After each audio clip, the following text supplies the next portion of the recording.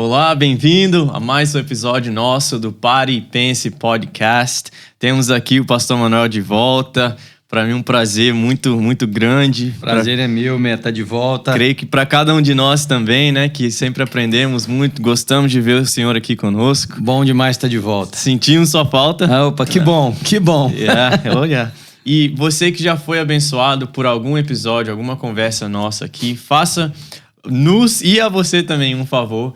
Subscribe, se inscreva aí, clica no sininho, porque aí você recebe uma notificação. Muitas vezes as pessoas nos perguntam, né? Quando que sai? Você vai sempre receber uma notificação. Se tiver inscrito no canal. Se tiver inscrito no canal e acionado o sininho. E nos deixe saber também nos comentários. Não, esse foi muito bom. Faça uma pergunta. A gente sempre quer ajudar a você. E também as pessoas ao seu redor sobre um tópico, um assunto que é relevante para a sua vida hoje, como viver a sua vida cristã hoje, nesse mundo pós-moderno, nesse mundo que está mudando tão constantemente, né? Tão relativizado, né, Matheus? Tão relativizado, exatamente. E, pastor, esse último mês, que eu acho interessantíssimo que o senhor fez, porque é algo novo para mim, né? Quase 7, 8 anos que nós estamos juntos. E o senhor nunca tinha feito o que o senhor fez, que foi pedir pra gente falar sobre um assunto específico durante um mês todo. Né? Toda vez que o senhor pedia pra eu pregar, o senhor falava. Prega o que você quiser, Prega o que você quiser. Mas nesse mês, o senhor teve algo diferente, que foi sobre crescimento. Sim. Como é que veio isso ao coração do senhor? Por que crescimento? Matheus, que você estava pensando? Eu quis muito que a gente conversasse sobre isso, porque é o seguinte, eu acho que, em parte, influenciado por esse momento sociopolítico que nós vivemos no Brasil. Eu acho que grande parte foi por isso. E acho que a outra parte foi por ver o comportamento das pessoas que se chamam cristãs com relação à vida, não é só a política. Porque o que eu percebi, já que nós falamos da política e também nesse momento, eu percebi muita imaturidade. Porque, na verdade, quando eu pedi vocês para falarem sobre crescimento, embora eu não te dei um tópico, né? Eu só falei crescimento. Na minha cabeça, eu esperava, e eu acho que foi o que aconteceu, que vocês abordassem maturidade. Porque nós não estamos interessados se as pessoas chegam a 2 metros de altura ou não é esse tipo de crescimento. Nem tampouco aquele crescimento que é parte da biologia ou da fisiologia. A pessoa nasce, ela cresce, ela envelhece e ela morre. Não. A minha intenção era que nós abordássemos e levássemos as pessoas da New Life a pensar se elas estão amadurecendo. Porque amadurecer é diferente de envelhecer. Tem gente que está com a idade avançada, mas é imaturo. Tem mulheres e homens nos seus 50 anos de idade com atitudes infantis, infantilizadas. Pessoas que não sabem ter um diálogo, que não sabem, e aí talvez entrasse o negócio da política, compreender diferenças, saber que o mundo não é feito do igual, né? Que o mundo não é feito de todo mundo pensar a mesma maneira, certo ou errado, goste eu ou você ou não. O mundo é composto de pessoas que têm a habilidade de enxergarem a mesma coisa de formas diferentes, né? E aliás, eu particularmente acho isso maravilhoso. E eu vou até falar sobre isso daqui a pouquinho, mas se eu esquecer, você me lembra para falar sobre polos, que tem muito a ver com isso. Então, na minha cabeça, era assim, vamos questionar a nossa igreja se nós estamos amadurecendo, as pessoas que nos ouvem, se elas estão amadurecendo. E aí vocês fizeram um trabalho excelente, inclusive hoje ainda ouvi de uma pessoa que você e os pastores que pregaram depois abençoaram demais a igreja. Mas o ponto era esse, era percebendo como que as pessoas reagem, porque a maturidade, ela é percebida no momento em que a gente enfrenta as dificuldades da vida. No momento das coisas boas também, porque tem gente imatura que quando recebe uma bênção, transforma aquela bênção numa maldição, né? Transforma a liberdade em libertinagem, transforma qualquer coisa que poderia ser agradável em algo que venha deixar marcas muito ruins. Então, percebendo isso, é que eu queria que nós pensássemos. Por exemplo, hoje eu li uma reportagem interessante. E eu leio os jornais de manhã, e um dos jornais que eu leio trazia uma crônica. Só que essa é uma crônica escrita, geralmente as crônicas são fictícias, né? Elas não... Mas essa era uma crônica escrita baseado na história da família do cronista. E ele dizendo que o título é alguns domingos atrás, foi o último que nós sentamos junto como família. Razão política. Uau. Quer dizer, aí ele escreveu uma crônica para um jornal importantíssimo no Brasil sobre a dissolução da família dele por não saberem lidar com as diferenças partidárias. E isso não ficou segregado da família dele, né? Você deve, na sua família, não sei na sua, mas você deve ter percebido gente que chateado um com o outro, seja amigos, irmãos de igreja, então. Então, essa era a ideia por trás. Desafiar as pessoas da New Life a pensarem se são maduras ou se são infantis. E interessante você falou isso.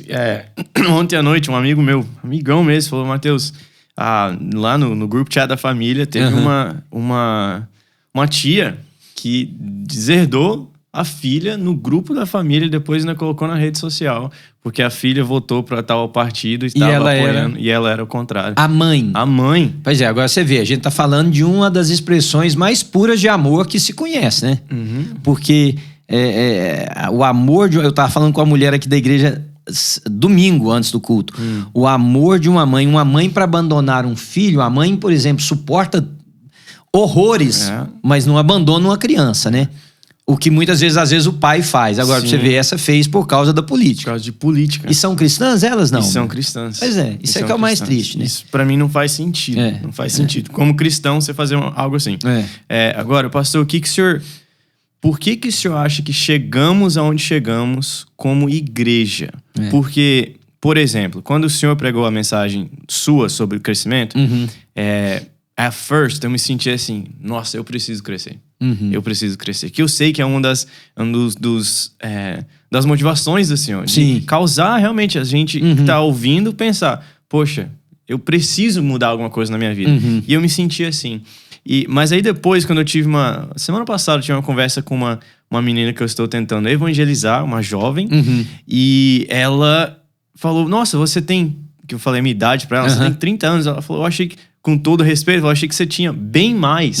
Não por causa da sua aparência física, mas por causa da sua maturidade. Aí eu fiquei nesses dois mundos assim, né? Sim. O que eu quero dizer com esse exemplo? Que para muitas vezes, né?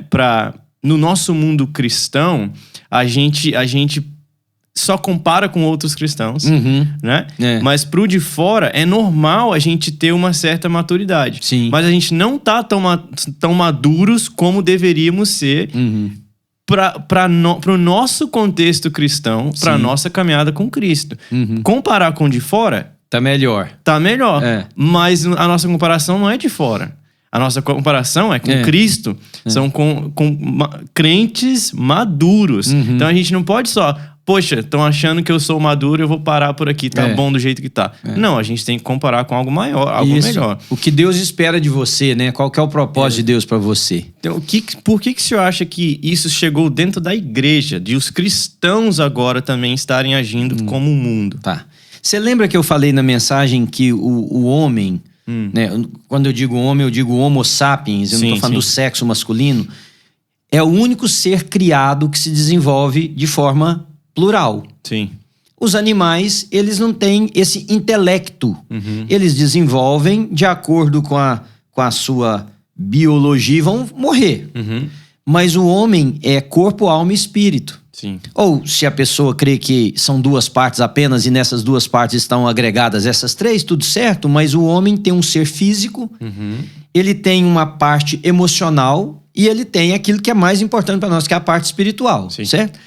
Então, é muito comum, e talvez aí tá a resposta, você vai encontrar a resposta para o que essa pessoa te falou, porque ela viu em você a fisionomia mais jovem, mas ela viu em você o intelecto, porque ela não viu nada do seu espírito.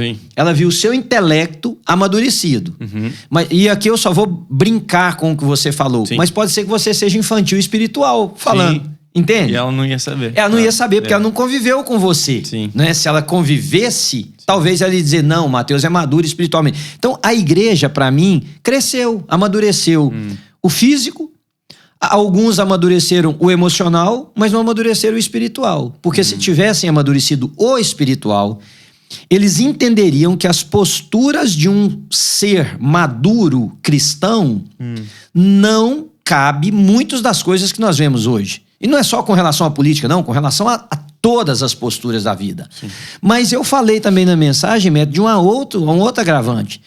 Tem gente que se diz maduro espiritual porque frequenta uma igreja há décadas, se converteu há muito tempo. E é maduro na idade, mas emocionalmente é imaturo. Não consegue suportar uma crítica, não consegue discutir um problema sem que a agressão saia do problema e vá para a pessoa, entende? Confunde a pessoa com o problema. Tem pessoas que um simples assim, eu acho que você tá feio, feia, gordo, magro, joga a pessoa num buraco existencial que ela não dá conta de sair.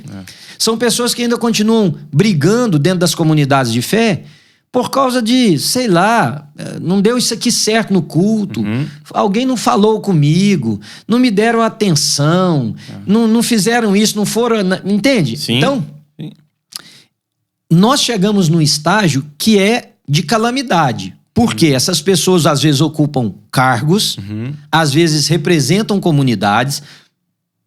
Essas pessoas estão ensinando outros que esse é o jeito de ser mesmo, enquanto não é, né? Porque o texto que eu usei lá do apóstolo Paulo, de 1 de Coríntios, né? Ele diz assim, quando eu era menino, tinha as coisas que era própria de menino. Eu falava como menino, eu, sei lá, eu brincava como menino, eu brigava como menino, eu fazia as coisas próprias de menino. Tá tudo certo naquela faixa etária. Mas aí ele diz assim, mas quando eu me tornei adulto... E aí tem um verbo ali, o verbo deixar, ele coloca de uma forma interessante. Deixei, ou seja, eu conscientemente deixei, não tiraram de mim. Eu deixei as coisas próprias de menino. Então, se como menino alguém vinha falar comigo, eu brigava, agora como maduro, é esperado de que eu absorva, de que eu pense, de que eu reflita e de que eu trate o diálogo de outra maneira, que não seja do menino. Sim. Mas muita gente na igreja está tentando tratar igual menino. Por exemplo, a questão política, o que muitas pessoas que eu tentei intermediar os seus embates, é que um dizia assim, mas eu vou falar, ele não me deixa. E não deixava mesmo. Agora, não deixar o outro falar é coisa de adulto? Não, isso é coisa de mente infantilizada. Você tem o seu direito de expressão e cabe a mim respeitá-lo. Se nós queremos dialogar, eu te ouço e você me ouve. Né? Esse negócio, e a expressão está em todo lugar. Nós vimos os dois candidatos a presidente do nosso país, um não deixava o outro falar. Né? E gente de igreja, um não deixa o outro falar. Então... nós chegamos num estado onde o modelo não é mais Cristo, Neto. E aí agora te respondendo. O modelo não é mais Cristo. O modelo é o que eu penso, é o que o outro pensa, é o que a pessoa julga ser certo. E quando o modelo deixa de ser Jesus e nós passamos a agir pelo nosso próprio ser, como nós somos seres que carregam uma imagem de Deus, mas que pecamos, somos influenciados pelos pensamentos, pelas pessoas, a gente começa a ferir os outros. Nosso modelo tem que ser Jesus em tudo. Entende o que eu estou dizendo? Por que eu te falei para você me lembrar do polo se eu esquecesse? É porque eu sei que você estudou, foi filosofia, mas lembra quando você estudou, não sei se física ou matemática, dependendo da escola que você estudou, que falava sobre polos opostos e iguais. Você lembra disso? Sim. Não tô querendo te colocar no spot, não, mas só pra você.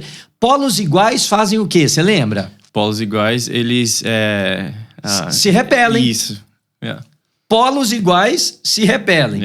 Polos diferentes se atraem. Você chega o ímã, as duas partes positivas do ímã, dá aquele campo magnético. Isso. Mas você vira uma delas, eles puxam.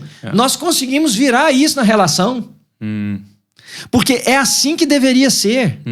Os polos, quando nós tentamos juntar só polos iguais, nós criamos um campo de expulsão de todo mundo que é diferente.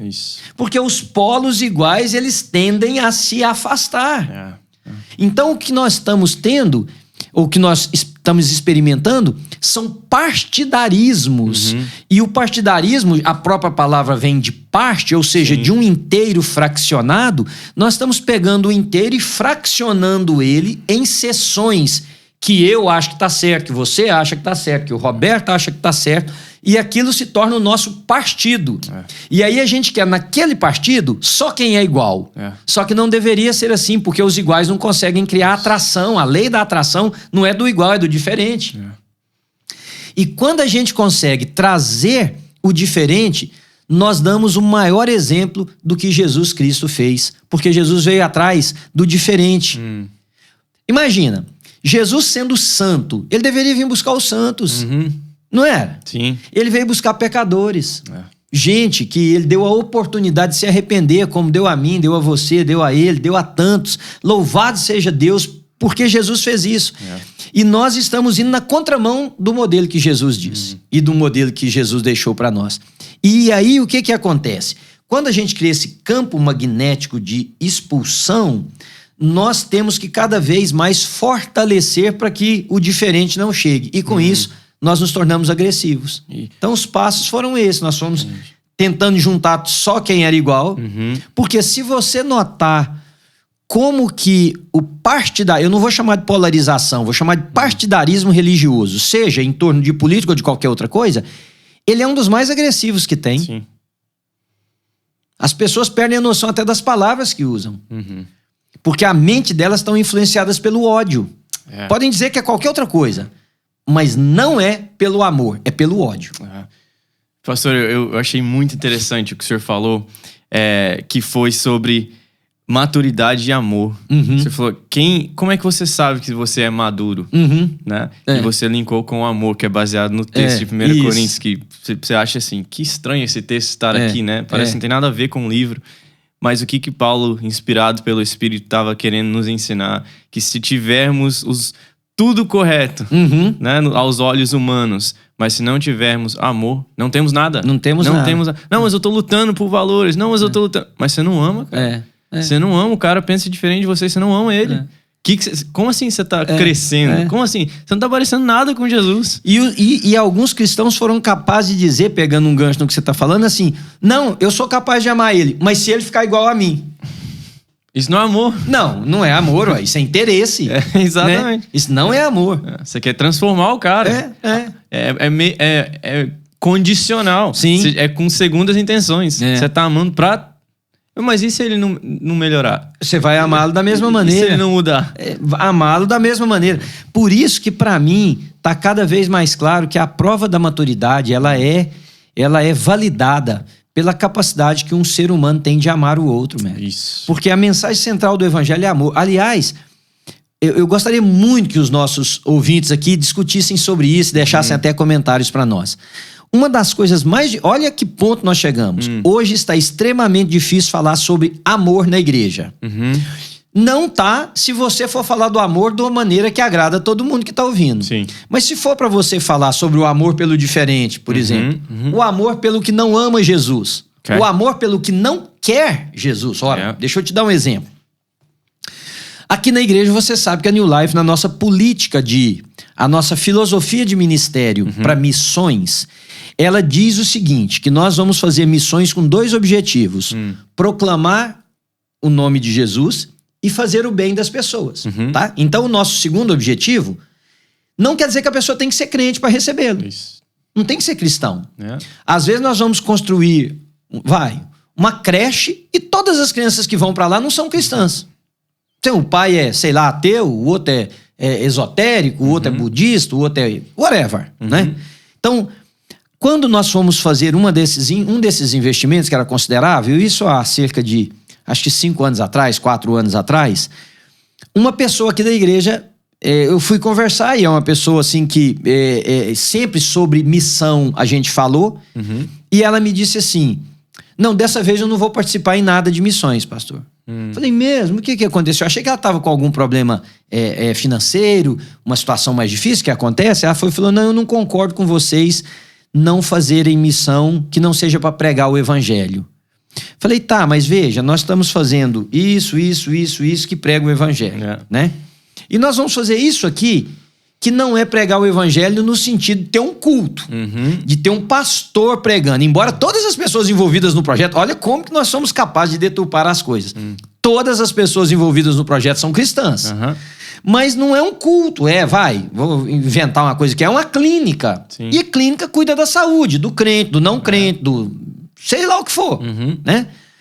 Aí não concordo. Falei, mas escuta, você não vê que no bem O bem não tem a cara do capeta, o bem só tem a cara de Cristo. Nós estamos fazendo o bem, nós estamos amando as pessoas, independente delas virem para cá. Não viriam, né? Porque era em outro país. Independente delas irem para uma igreja, né? Não, vocês tinham que levar as pessoas para a igreja. Uau. Então, nós temos dificuldade demais de falar sobre amor hoje, porque o amor está sendo interpretado nas igrejas de acordo com o achômetro de cada um. Jesus nos mandou amar. E, aliás, ele deixou exemplo claro. Se você ama quem te ama, isso não é nada. Se você ama quem te faz o bem, isso não é nada. Vamos colocar nas nossas palavras. Se você ama só os crentes, isso não é nada. Se você ama só os cristãos, isso não é nada. Aí Jesus disse, você tem que amar quem te persegue. Você tem que amar quem fala mal de você. Você tem de amar quem nem se lembra que você existe. Você tem que amar aquele que nem quer que você o ame. Então, maturidade é entender isso, mestre. Sem maturidade cristã, a gente não entende isso. Que, por exemplo, a clínica que está sendo construída é uma manifestação do amor de Deus em nós para com os outros. Independente da reação que as pessoas terão, nosso chamado é para amar. Pastor, eu lembrei de uma colocação que um colega meu, ateu, fez um dia, uma crítica à igreja. É um chargezinho que tinha uma comunidade bem carente na África. E aí chegou um grupo de missionários enviados por uma igreja. E o que eles distribuíram para essas pessoas que estavam morrendo de fome? Bíblias. Aí a crítica do meu amigo ateu foi porque a Bíblia vai saciar a fome desse povo, né? Aí criticando a igreja. O que seria a face de Cristo? O que seria amar essas pessoas? Seria levar a Bíblia para eles ou levar comida para eles? Mateus, eu tenho até medo de falar e escandalizar as pessoas, mas eu tenho certeza absoluta. Porque hoje a nossa dicotomia como que está. Ou é Bíblia ou é alimento. Porque não pode ser as duas coisas. A pessoa precisa de salvação. Mas a palavra, e eu um dia pregando aqui para vocês, eu não sei se você se lembra, eu falei sobre isso, a palavra salvação, no contexto bíblico que nós aplicamos ela tem a conotação muito mais forte de libertação do que salvar no sentido de tirar daqui e pôr para colar. Agora, como que essa pessoa, ela vai pro céu, tá ok, mas vai morrer amanhã porque ela não tem o que comer. Então, se a gente der o que comer e falar do céu, esse para mim, essa é a missão da igreja. A missão da igreja é alimentar no sentido espiritual, mas se necessidade há, aumentar no sentido físico. Porque, olha, a crítica do seu amigo tem muita pertinência. Eu não sei se você lembra disso, um período em que se chamou da peste negra que teve na Europa. As pessoas, ninguém imagina o que aconteceu naquele continente, né? As pessoas morriam de fome, muito mais que morrem em qualquer lugar do terceiro mundo hoje. Então, o que a igreja do Estado fez? A igreja romana enviava soldados que iam em nome da igreja, né, pelos reinados de cada um dos países, e nos campos deles eles faziam sopões. E aí eles botavam aqueles grandes tachos com sopa, aqueles caldeirões imensos com sopa, e guardas armados guardando aquilo. E as pessoas vinham, porque você imagina o cheiro para quem tá morrendo de fome. Enquanto o padre não falava e a pessoa aceitava Jesus, ele tinha direito de tomar a sopa. Veja, até eu teria aceitado Jesus daquele jeito, Mateus. Para poder ter o prato de sopa, tá morrendo. Você imagina um pai que tá com a criança no braço, morrendo de fome. Ele vai aceitar o que você oferecer para ele. Então, essa aceitação não é sequer real. Exatamente. E não demonstra o amor de Cristo. Senta ao redor desse caldeirão de sopa com essas pessoas e alimenta essas pessoas enquanto você fala que esse alimento é fruto do amor daquele que não se esqueceu deles, usando você, entende? Sim. Então, infelizmente, a crítica do seu amigo é muito correta. Até hoje há agências missionárias que não importa se a pessoa não come há 3, 4 dias, ele vai lá e dá uma Bíblia. E pastor, fala desse amor ao diferente, né? Eu fiquei pensando no meu mundo, né? Da nova geração, da próxima geração. Quão importante é nós, como cristãos, há mais tempo, né? Mais na fase adulta, amarmos o diferente que é a próxima geração. Pastor, é essencial. Aqui, por exemplo, no Spark Games, tivemos várias pessoas de backgrounds diferentes. Pessoas que você vê que, assim, tinha uma menina, por exemplo, que nunca tinha ido a uma igreja na vida. Uau! E ela só pôde vir, e o pai sempre proibiu. O pai é ateu, falou, não quero que você vá numa igreja, nunca. E ele só deixou ela vir porque ia ter comida, ia ter jogos, brincadeiras. Né? E no meio de tudo isso, o que nós fazemos? A palavra. Palavra de Deus e amor a essa menina. O tema era alegria. Essa menina, ela falou, nunca sentiu uma alegria assim. Olha que coisa maravilhosa. Aí ela falou, não vou poder voltar, mas me passa o YouTube. Me passa as mensagens. Porque aí ela pode assistir aí, coisa linda. Em casa. Uma vez uma pessoa disse, um escritor, e eu acho que essa frase é tremendamente pertinente para os nossos dias. Ele disse assim, as pessoas nunca vão conseguir te ouvir na totalidade do que você tem para dizer, até que eles tenham entendido a medida que você consegue amar. Isso. Entende? Sim. Porque os nossos discursos, às vezes, eles não acompanham a quantidade que nós queremos amar as pessoas. Né? E isso mostra uma imaturidade. Porque as pessoas, voltando ao negócio da Bíblia na África, a pessoa que acha que uma pessoa, seja na África ou em qualquer outro lugar do mundo, só precisa da Bíblia, essa pessoa é infantil.